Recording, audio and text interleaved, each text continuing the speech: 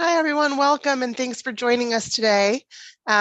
We are very excited to be collaborating today with our friends at Tuvis and specifically with Deborah, who's here to talk a little bit about the work that Tuvis is doing, the technology work that it's doing in this space and how it might be interesting for companies that are looking at the new DOJ regulations and the new DOJ guidance and how the two might work together. So I wanted to start by welcoming everyone. My name is Maria Lapatina. I am counsel in the International Department at Miller & Chevalier. I'm joined by my colleague, Leah Mushi, who is also counsel in the litigation department, in the international department. And we're very grateful to Compliance LATAM for hosting us today. Compliance LATAM, as many of you may know, is sort of a pioneer platform in the compliance space and has really pulled together leading law firms across the region to talk about cutting edge compliance issues that might be affecting companies operating in this space and in this region. So thank you to our friends at Compliance LATAM and to Deborah from Tuvis for joining us today. And with that, I think we can probably go ahead and get started. We thought that what we could do today is talk a little bit about the recent DOJ memorandum that was published in March and some activity around that memorandum. And then hand it over to Deborah to talk a little bit about the work that Tuvis is doing in this space and how the two sort of interact and how Tuvis's technology might be able to help and assist companies that are looking at the new DOJ guidance and looking to incorporate technology to comply with some of this new guidance. So with that, let me pull up. Leah, I will hand it over to you. Great. Welcome, everybody, and thanks again for joining us on this Friday. So as Maria mentioned, we're going to walk through initially a bit of detail about the framework that has been growing and evolving in the United States around these issues, and speak fairly broadly about why establishing an approach on things like the usage of mobile devices and messaging applications matters for companies in Latin America and beyond. We will also speak a bit about some of the specific questions that the U.S. Department of Justice has raised around the usage of mobile devices in messaging. So what are they looking at, the types of questions they are asking when they are assessing company strategies for handling mobile device usage and messaging applications.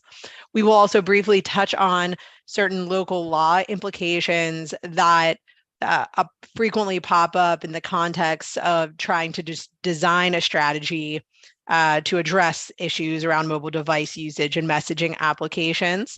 We will also speak a little bit about some practical approaches that companies may consider when they are designing their approach and things that we've seen in the industry in the last months and year or so.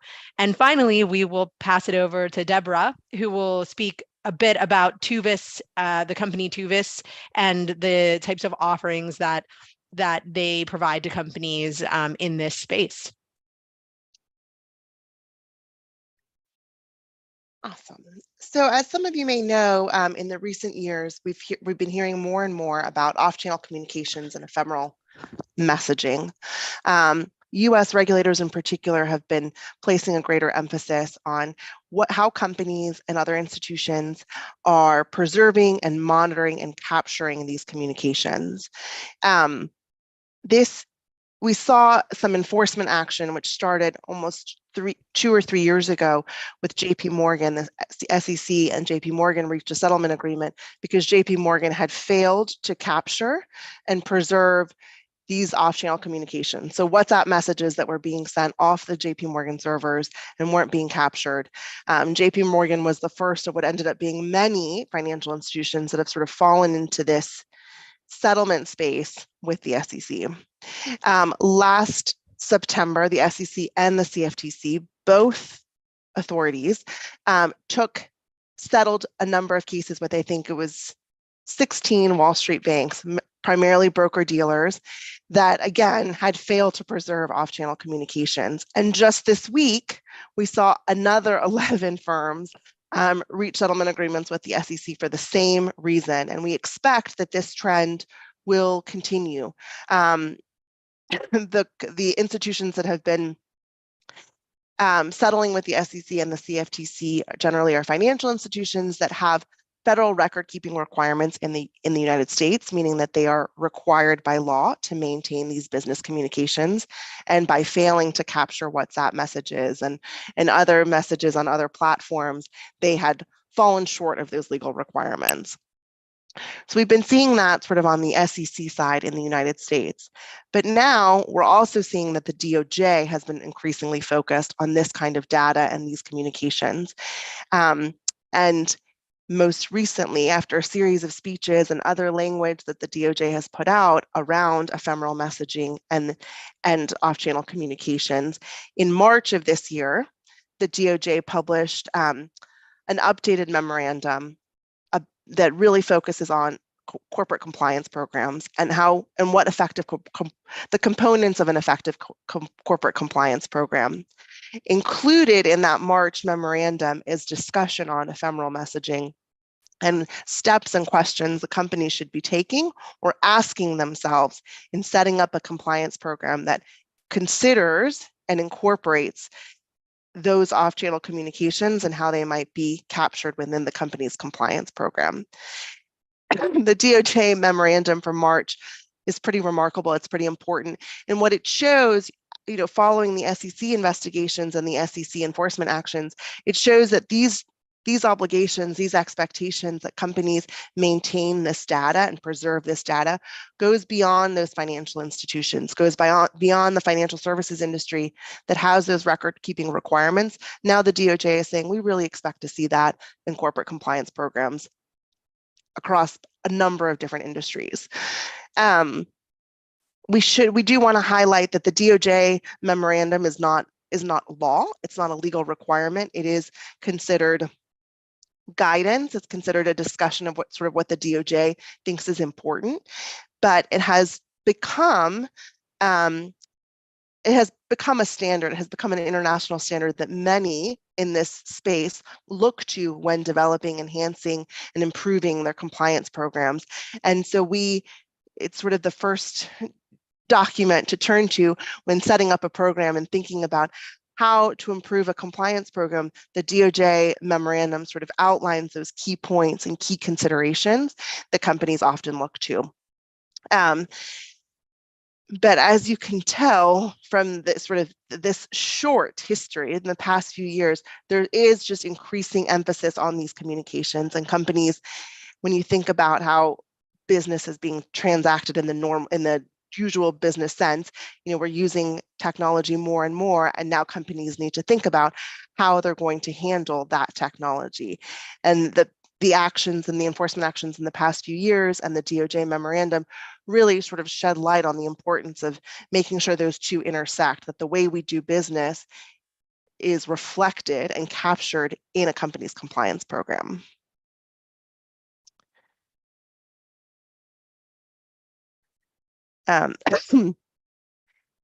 We did want to highlight that while the DOJ memorandum from March is not law, as I mentioned, it is in a company's best interest to preserve these communications. And there are two sort of tangible repercussions for doing so. The first is in capturing these off-channel communications or these WhatsApp messages or other text messages. When a company has the ability to capture and preserve and produce those communications in the course of an investigation, the company is showing full cooperation. And full cooperation is very important for the DOJ. If you show that full cooperation, it can result in a lesser penalty or a lesser fine for that company. And so one important reason, for ensuring that the compliance program is capturing these messages is for that cooperation credit, to make sure that the company is fully cooperating and producing all the relevant materials.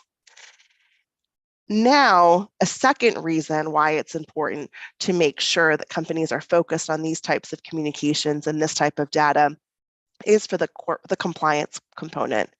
The DOJ has also said that it will give credit when a company has an effective compliance program in place. And now, with the inclusion of this language around this messaging and this kind of data in the DOJ's memorandum, it's clear that a comprehensive compliance program will be addressing this type of data. And when we have that, the DOJ will say, okay, we like seeing this comprehensive compliance program. That will also be a factor when we're considering a resolution, and we might also reduce the penalties or reduce the fines as a result of that effective compliance program. Deborah, I see your hand up. Yeah, I have my hand up just as a reminder, guys. For the ones of you that don't know, we have interpretation in Spanish live. So you guys can just click on interpretation over there in the bottom and then just choose Spanish. It's the translation is happening simultaneously. So just wanted to give the quick reminder for the ones of us that are listening. I'll just say it in Spanish very quickly for the ones I'll show so they can also understand. Para la gente que no está oyendo y quieren oír la versión en español, también está disponible. Basta ahí en Zoom, hay un botón que dice interpretación y ustedes lo pueden poner en español. Entonces ahí queda disponible para si prefieren oírlo en español. Está la traducción simultánea. Y bueno, si tienen cuestiones, pueden poner ahí en el espacio de Q&A también y al final lo vamos a revisar. Go ahead, Maria. Sorry for that. Just a quick reminder. Not at all. Thank you for doing that. I will hand it over to Leah. Excellent. So as Maria mentioned, DOJ produced what is its most detailed guidance on the management of what its expectations are on the management of mobile device usage and messaging applications in March of this year, so March 2023. And in the section that relates to mobile device usage and management of messaging applications, sort of the high level theme that the DOJ addresses is that when a company is deciding how it will approach the issue, the company must tailor its approach to the company's own risk profile and the specific needs of the business to ensure that the communications and electronic data that are business related are accessible and can be preserved by the company. For those of us who are on the webinar who are compliance professionals, you will notice that this has a lot of parallels to the DOJ's guidance on the overall effectiveness of compliance programs, which the DOJ commonly or frequently underscores must be risk-based. And that is similar here, which is there's not a one size fits all approach for every company that is working on these issues, but rather the company needs to take a look around at its own business needs, at its own communications environment to sort out exactly what types of approaches will work for that particular company. So today we will speak a bit about specific practical approaches that we have seen. However, those are things that companies can take. They may not every approach may work for every company. It really does depend on things like where the company operates, the types of communication mechanisms that the company uses, the size of the company, the industry the company operates in, things of that nature. So wanted to underscore that point. Next slide. So this March 2023 memorandum organizes the section on mobile device and messaging applications usage by asking a series of questions, or rather asking prosecutors to consider a series of questions. Those questions are bucketed or organized in three major themes. The first is communication channels. So the guidance asks prosecutors to consider which electronic communication channels the company is permitting that their employees use and why. How do the practices of the different communication channel practices vary by jurisdiction? Do you have employees in Asia using WeChat? Do you have employees in certain parts of Latin America who primarily rely on WhatsApp? Those sorts of questions. And importantly, and this is a theme throughout the guidance, the guidance asks the prosecutors to consider the rationale for why a company has decided to permit or not permit certain types of communications to be used as part of the regular course of business. So when compliance professionals or others in the company are considering what to permit and what not to permit, they should be careful to ensure that the rationale for why those decisions are being made are clear and ideally well documented. So if ever asked about why certain decisions were made, there's defensible record to support those decisions. Similarly, there's a series of questions regarding the policy environment, asking what types of policies are in place. Does the company employ a BYOD or bring your own device policy? Does the company only allow employees to use company issued devices? Is there some sort of hybrid model? How do the policies cover things such as when individuals receive inquiries on their personal WhatsApp messages? I feel as though many of us have received business inquiries on our personal text messages asking for a referral, asking for services. What are employees instructed to do if they receive something unsolicited on their own personal devices? So those are the types of questions in the policy environment bucket or section that are being raised. Finally, the guidance focuses on risk management. So what are steps that the company is taking to respond to employees who are refusing to comply with policies that are enacted to protect the company's data, especially data that's stored on mobile devices and messaging applications. One thing I will mention, and interestingly, is the importance around disciplinary measures, because that's something that the DOJ has emphasized in many parts of its compliance program guidance, but it's no different in this space, which is it's critical, and the DOJ is asking about the type of disciplinary measures that companies are considering or putting in place when it is identified that companies are refusing to comply with these policies. And I would just mention that in the last, this was not a DOJ action, but you can see as recently as a month or two ago, a public company in the United States, which is a consumer goods company, publicly announced that it had deleted about $200,000 worth of stock awards for one of its executives who had deleted text messages that the company had been seeking to preserve as part of an ongoing litigation that they had. The company was Church & Dwight. It's a consumer products company. They own a variety of brands, including things like Arm & Hammer.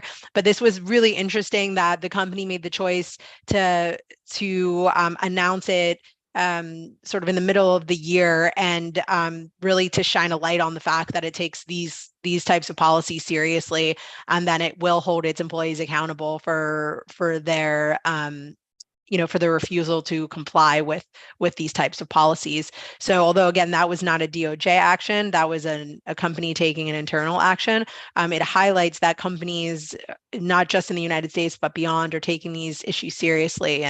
And we expect those types of actions to continue. Next slide. One thing to mention, and when we're speaking with clients about these issues, the one thing that pops up quite frequently is certain local law implications around these types of issues. Anybody that operates in the global market knows that not all countries are created equal in terms of what they permit and don't permit in terms of personal, in terms of data privacy and other associated laws.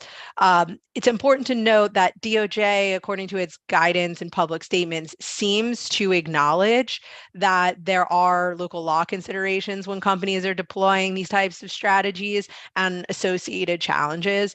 I think it's this comment from a DOJ official in March, just after the guidance was released, is important to highlight, which basically states that the government recognizes that there are local law challenges in certain jurisdictions around these issues, but they aren't going to accept on face value that the company is unable to dig into these issues or to produce data without more. So what companies should consider doing as they're developing these is to speak with local counsel on things like data privacy as they are deploying the policies and procedures in particular markets, to see if there's any tailoring that needs to be done. I know Deborah, Maria, and I all work quite a lot in Latin America. There are, in certain jurisdictions, consent can be required in many situations. So those are the types of things that local lawyers should be opining on, so that when the company is developing their tailored strategy, those types of things are taken into account, and the company doesn't find itself running afoul of local laws because of a global policy that it deployed.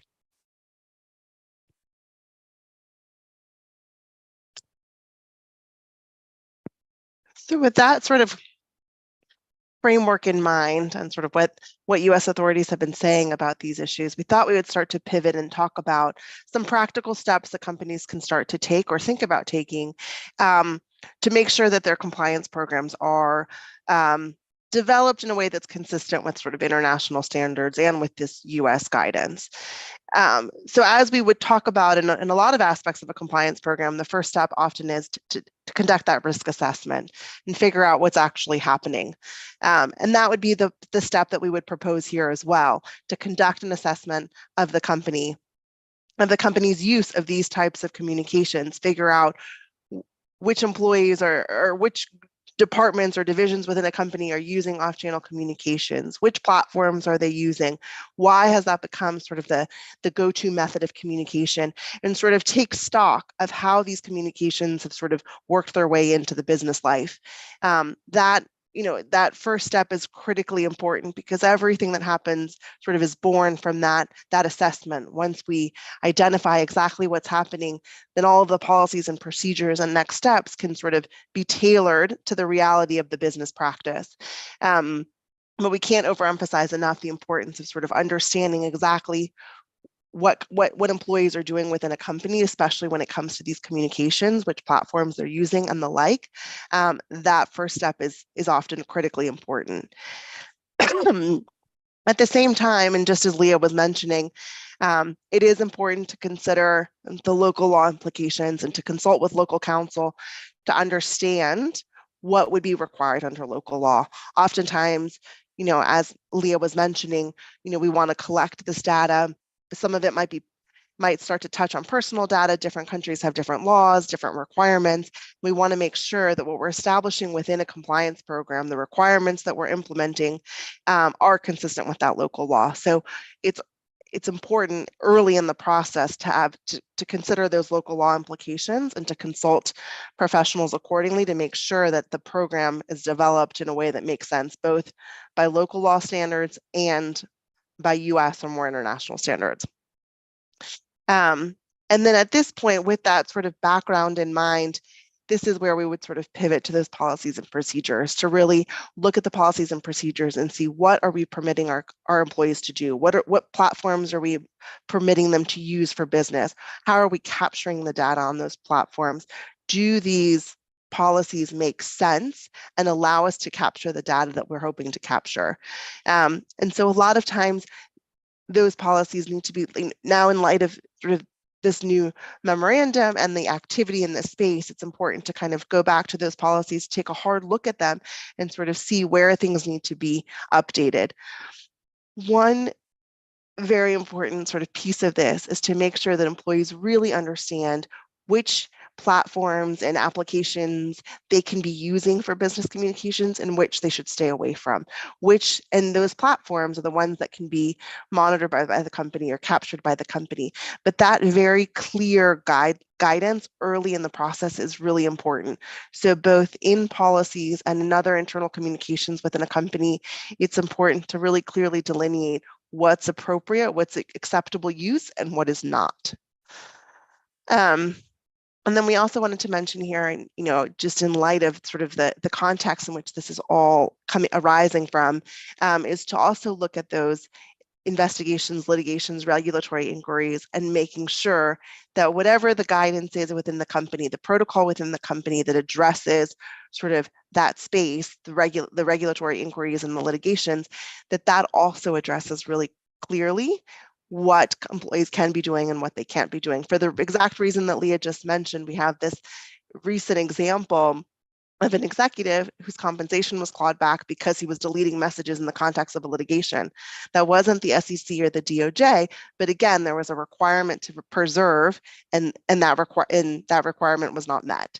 And so thinking about policies, these are three examples of written guidance within a company that needs to clearly sort of delineate what the company is permitting in this space of communications.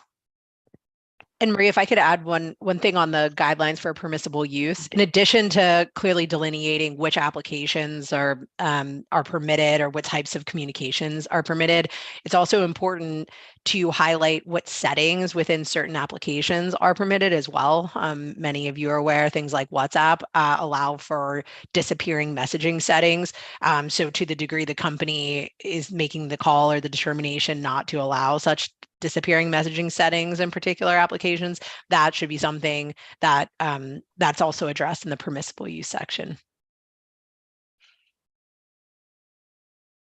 And then we'll walk through these the rest of these practical approaches quite quickly so that we can pass it over to Deborah for her really interesting download on Tuvis and its systems. But just to tie this out, a few more things companies should consider in practice is after you establish the policies and procedures that Maria described on the prior slide, it's critical that companies take those policies and procedures and communicate and train their employees on them. It is not enough to have a comprehensive list of policies and procedures that are stuck in a drawer that nobody knows about. So important to consider training employees not only when they join the company, but on a regular basis, just as they would be trained on things like the code of conduct or other important corporate policies. This is something that employees need to be reminded of. And frankly, because use of mobile devices in messaging applications is something that employees are using and doing on a daily basis,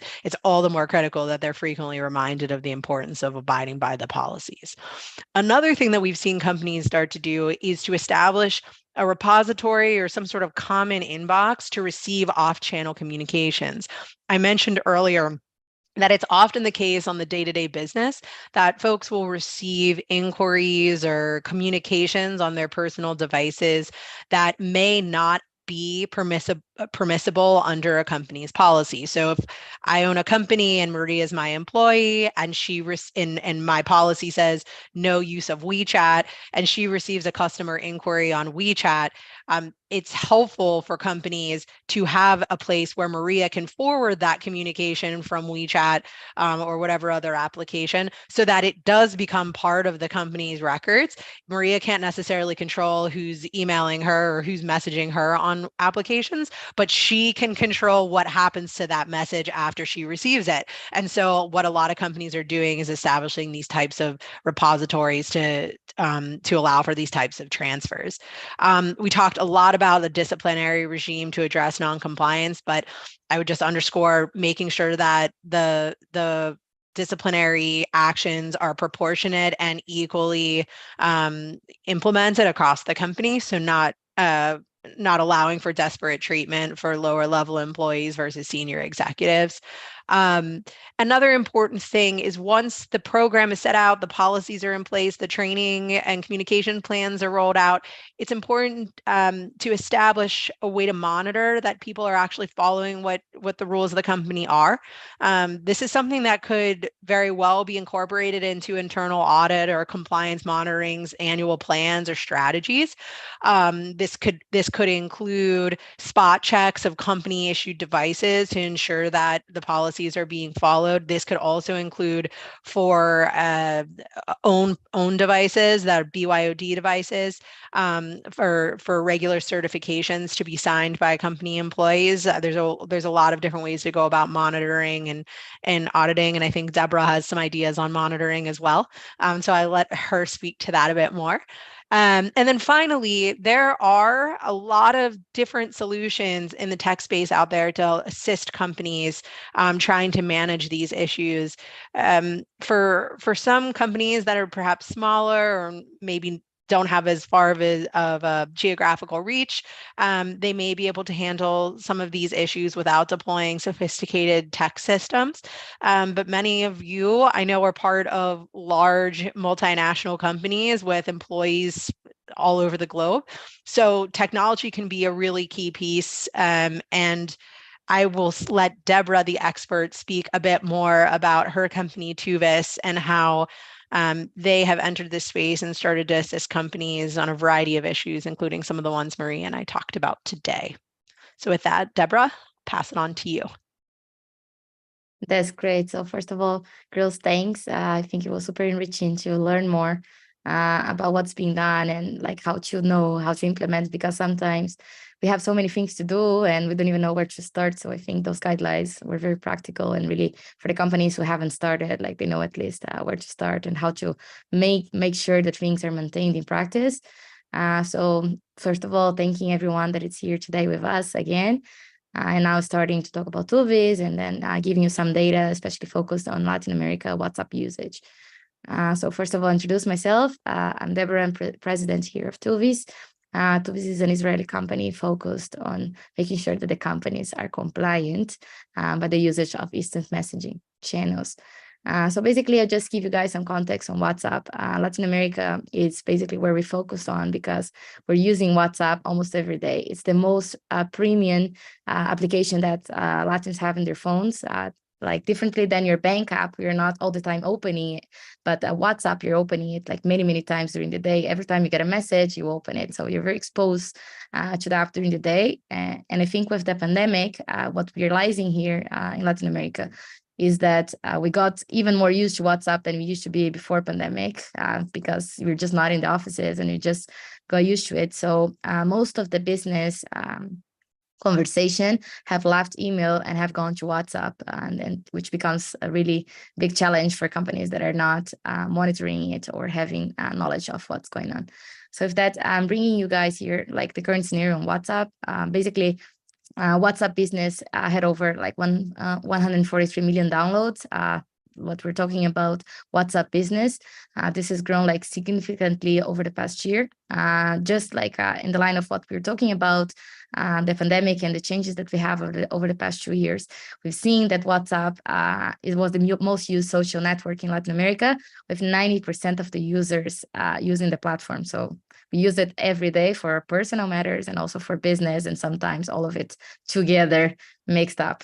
And worldwide, we're talking about 2 billion users, so almost 30% of the global population here using WhatsApp, most of the times on a daily basis. We have, I can go on to the next slide, but you can basically, like we know that Brazilians are using, like specifically in the Brazilian market, we use WhatsApp every day. Like 99% of the people that have it downloaded use it, will use it every day. And the same is happening in the US when we talk about texting and all over the other countries. So people really don't have the patience anymore to send an email and wait, and people are not picking up calls as we used to in the past. So that's why it's been growing so much. So we're seeing like some of more data here for you guys to have knowledge about, but 40% of the companies are conducted through digital channels outside of email. So almost 50% of everything that's being exchanged, it's not on email anymore. That everyone knew how to monitor, and everyone is used that it's being monitored. And 7 out of 10 respondents reported that they're using apps like WhatsApp daily for work. So not just for their private lives, but for work. So 70% of the people. And 53% of the employees they use for work-related matters the apps. And then here 90. And then I think this is one of the most interesting data, is that it's not just that the companies want to use WhatsApp to do business, but like their customers also want to use WhatsApp to do business. So I think it's the role of the company to be in the channel that your customer needs to be or wants to talk to. So here it's almost 90%. And I think this is also related to the way that we've been communicating in the past 3, 4, 5 years. We don't want to pick up the phone anymore. We don't want to we just want to do things fast, and most of the times not necessarily calling to make sure that our issues are resolved. So this has been growing for sales, service, and appointments, and all kinds of situations. So basically, like talking about the conversation logging, and then in the line of what we learned here with Leah and Maria previously, The US market has been putting a lot of attention to it, as they know that most of the transactions are happening in this offsite, off-channel communications. So already we had $2 billion in fines that the SEC has imposed for violations of the record keeping. Basically, in the lines of what we're talking about, sometimes you might be in the middle of litigation, or your employee might be on vacation and you have no visibility of what's going on with your company. So here, 20% of all the SEC sanctions, they were related to the record keeping failures. So it all started, as Maria said in the beginning, with JP Morgan. And just this week, Wells Fargo was fined in almost $600 million with the same sanction. So even though like many of the companies have been adapting their policies and implementing like the great guidelines that we have, they're still failing in monitoring the record keeping failures. And at the end of the day, everyone wants to do business, and they will use the channel that they need to make sure that the business still happens. So I think one of the roles here of every company is just to make sure that they can keep on using the channels that they need to, but in an efficient and compliant way. So I think this is where still there are gaps and that companies have been checking on. And of course, the SEC, as every time that they find out that this is still something that has been going on, they'll keep on researching and finding more as well. So one of the researches that we have here from SteelEye is that only 15% of the financial institutions are actually really monitoring, even though like we see all the $2 billion in fines, this is still like very low in comparison to what it needs to be. And here, most of the times it's not just like text messages, right? We're using it a lot over here in Latin America, audio messages. And you send pictures and you send files. So not only from the compliance perspective, but from the security perspective as well. Many times like important confidential information from the company is being shared over WhatsApp and no one even knows what's being shared. So not only from the compliance point of view, but from the security point of view, there are a lot of breaches that can damage the company and the employees. So here a bit giving you guys contents on the risk of violations. So 53% of the companies have experienced at least one data breach. So here in the line of what we're speaking about, not just about compliance, but of course also about security of the data of the company. And then 70% of the employees, they have admitted on engaging in risky online behaviors. So it's not just about us implementing the policies, it's about making sure that the individuals behind them understand why they're important and why do they need to comply. So one of the things is that the company, of course, is doing their role to make sure that the policies are implemented and showing the individuals that there's a way to do things. But as you guys were talking before, if we don't make sure that this is keep on going, and every time a new employee comes in, the policy is also applied, and this will keep on happening. So even though sometimes you train, people are still sharing passwords, they're still copying files to personal devices.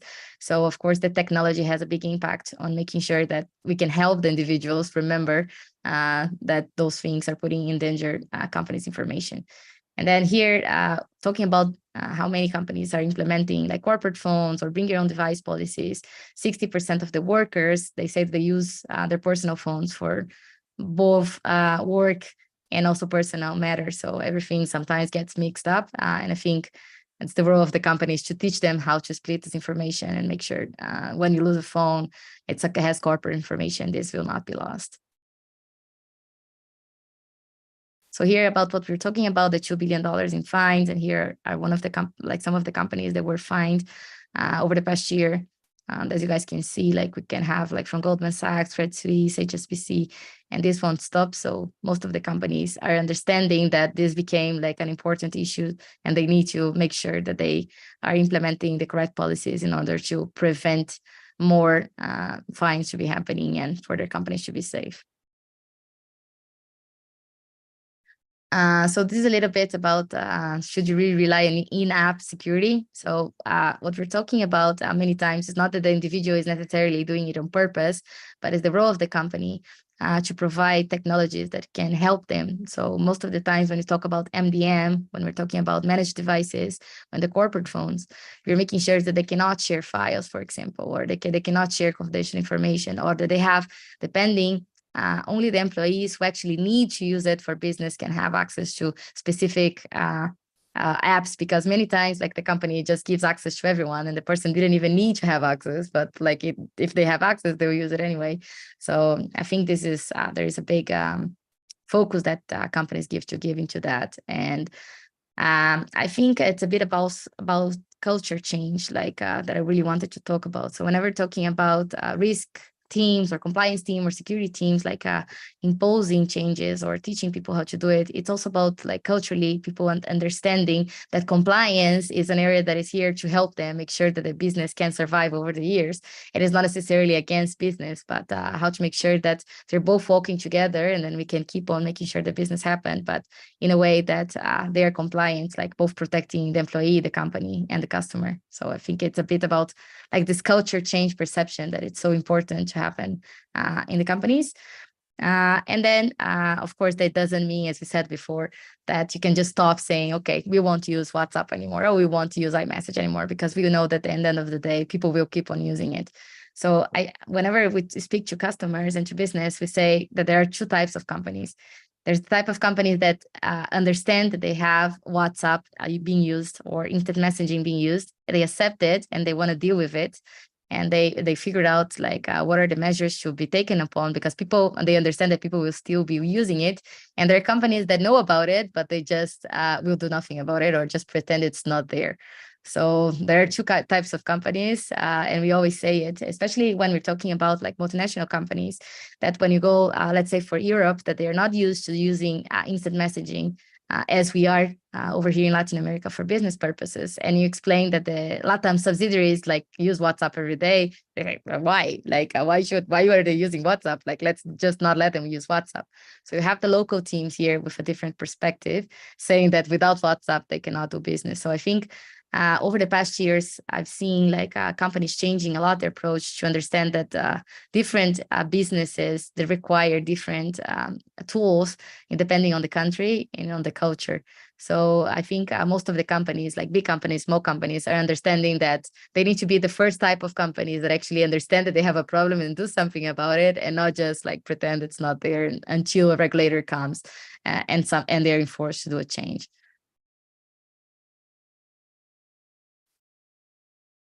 So I'll tell you guys a little bit about Uvis here, what we were talking about before. This is actually what we do. So I'm working with some of the largest companies in Latin America, like banks like Santander and Petrobras, like the largest company in Brazil, basically connecting those three spaces that we've been talking about. So the first one, like making sure that people can still engage with their customers in their preferred channel, but giving visibility for the business to improve the way that we've been communicating. So with that, we integrate with the main CRM systems in the market, such as Salesforce and Microsoft Dynamics. And then we have compliance also is an area that we've been tackling, that we integrate with the main scene systems, such as QRadar, for example, or Splunk. That to make sure that this information is being sent to a safe repository, that if someone leaves, the information still be there, like in 10 years from now. And if some investigation is happening, they can know where to go and make sure that they are finding information that they need, right? So what we were talking about, Leah and Maria before, that WhatsApp has many features, and then sometimes people just say, "Oops, I shouldn't have sent this message," and they go and delete it, and the person and the company has no visibility.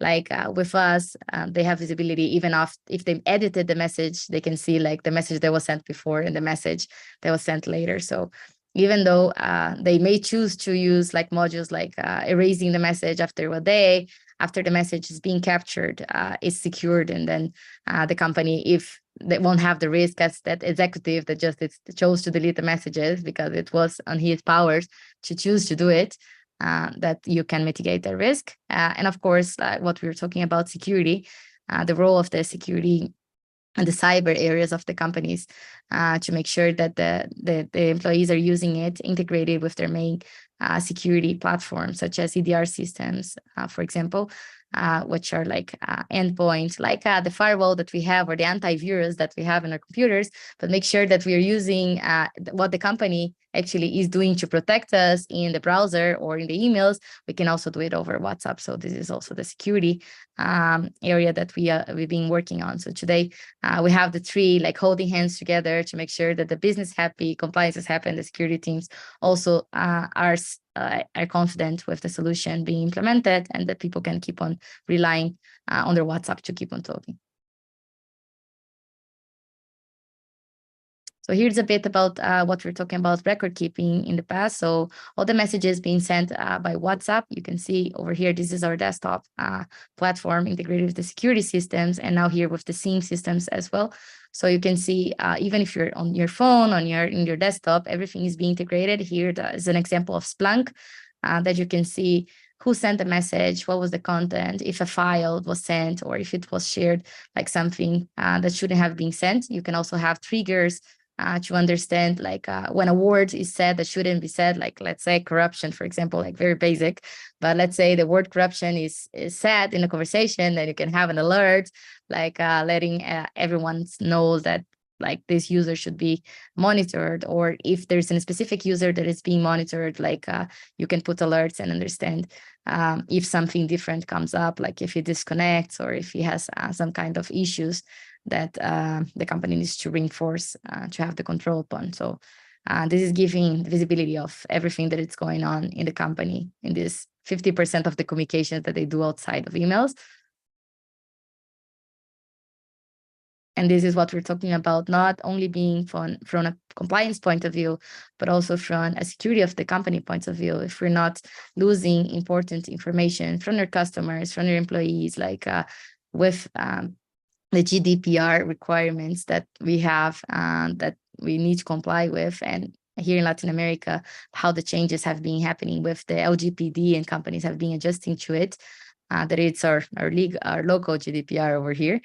Of course, we have to make sure that we are not exposing not only our companies, but our customer data. So here comes, if the user has shared the password, like as we were talking about before, like even though you teach people, sometimes they forget, and we're being monitored in so many tools, like in the calls that we're having over here, or in the emails that we sent, that everyone is being monitored in so many channels that the user tends to forget that he's being monitored. And when he tends to forget is when he shares the password that he shouldn't do it, or he uses a communication because he just like forgets that this is like a company device. And then this is where the danger actually comes in. So this is also what we have related to DOP and fraud detection, that they can work together with the compliance tool that we have.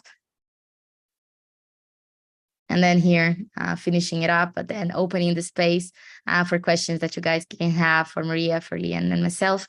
If you guys would want to write here in the chat, we'll make sure we can answer all of you guys. And thank you for letting me share more about Tuvis and how can we work together with those pain points to make sure that the companies are safe to keep on using WhatsApp and iMessage and everything that they want to do business, but that we won't have issues with compliance.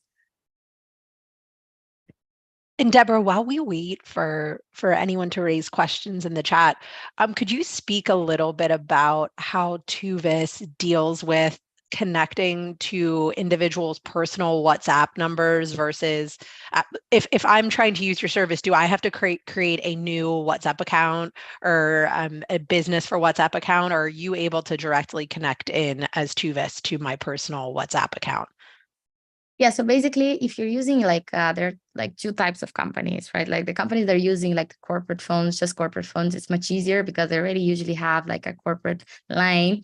And whenever they're getting the corporate phone from the company, they already say, look, those are the rules you have to follow. So you can just like use the current WhatsApp that they have and just connect it to whichever system they want to connect to. So those corporate phones are the easier ones to solve because you can just monitor everything over there. When you get to bring your own device, then you have to split up what's like corporate communications from personal communications.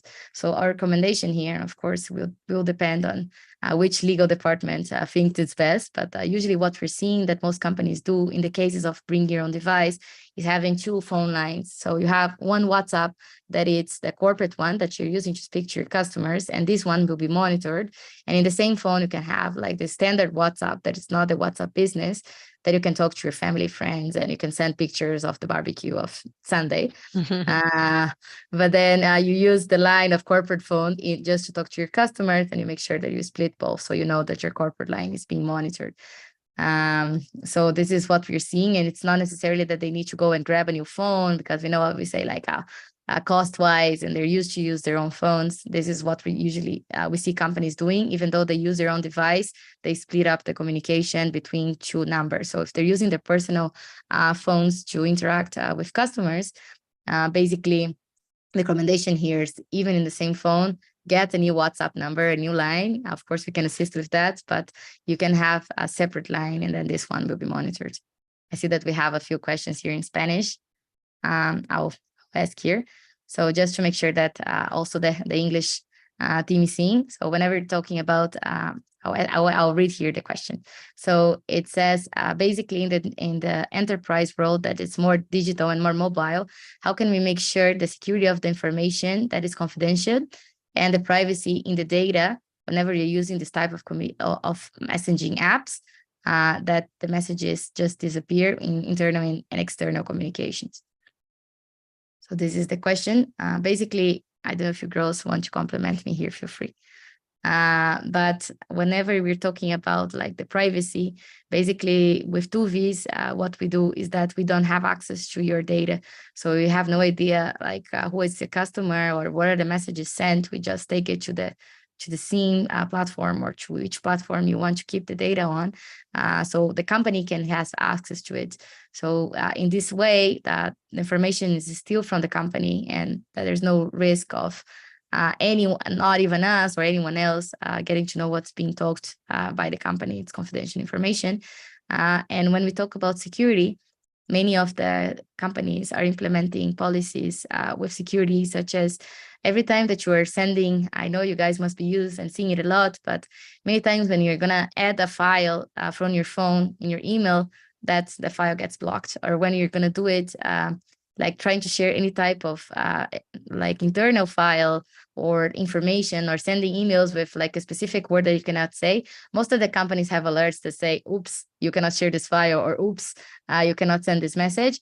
So the same is being implemented for WhatsApp. Whenever they're saying sending messages or files that shouldn't be sent, here comes the security department with integration with 2Vs to make sure that they are not exposing to security breaches of the information.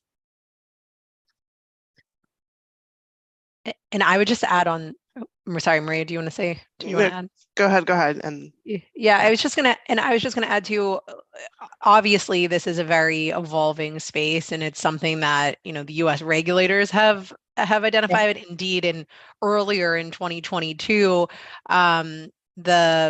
the DAG, Lisa Monaco, a senior DOJ official, acknowledged that this is a space that's complicated, and had asked prosecutors and others in the Department of Justice to spend time speaking with subject matter experts to try to design to help to inform the guidance that came out in 2023. There's a lot of guidance in the new memorandum, but it's not overly prescriptive insofar as it leaves things open to companies to design programs that work for them. So in practice, in terms of making sure that your program or your strategy is up to date with, you know, the most recent local law or you know, data security requirements of specific jurisdictions, that's a place where you really should be leaning in on your local teams, your local legal teams, as well as local counsel. And it's also, you know, it's also important for companies in this space, given that it is continuously evolving, to not let the perfect get in the way of the great in terms of designing a strategy and trying to implement it. What we're seeing in a lot of situations is that companies haven't really even gotten their foot in the door in trying to handle these issues. I think Deborah talked about the different types of companies that they work with. And so what we would underscore is there's a lot of different ways to get to a solution in this space, but companies really need to start taking action and thinking critically about what would work for them.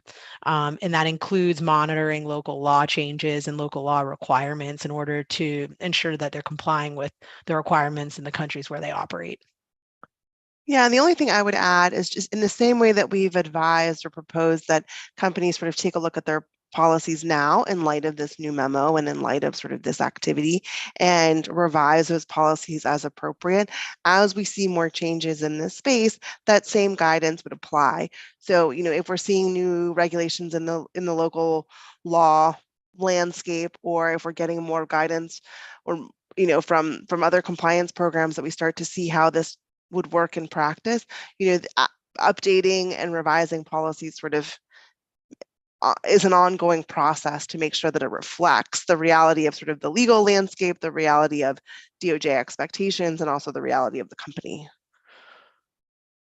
And I even think this was one of the questions that we had here, Ali and Maria. One of the questions was how to make sure that the company has that knowledge updated every time that something changes in the legislation.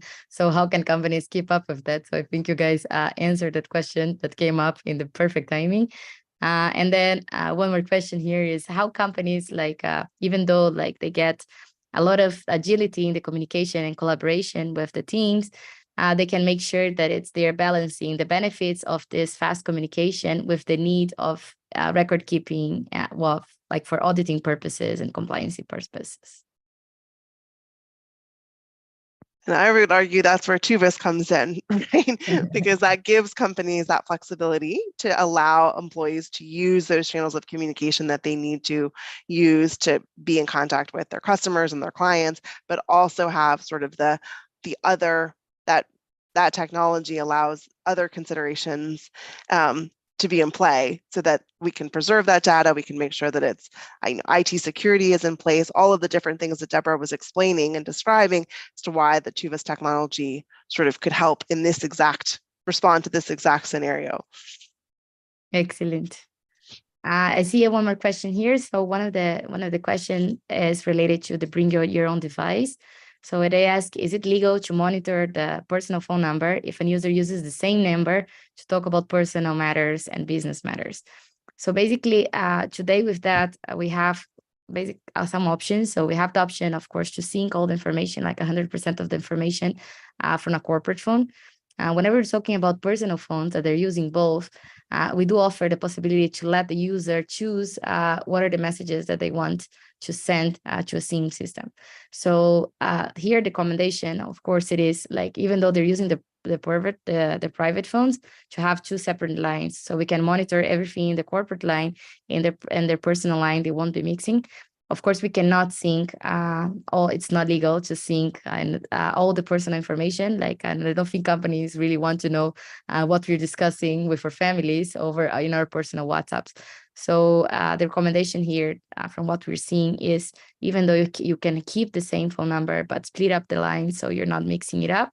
Or some companies do, like we do, you let the user choose which are the messages that will be synced. But it's you are less protected in that way because you're leaving it to an individual to choose what's relevant or not to sync. So in that sense, we go back to what we said before about not being an executive choosing to delete a message because it does not play in his favor. So I highly see companies going to the tendency of having at least the business line, right? Not necessarily the business phone number, like the phone itself, but at least the business line.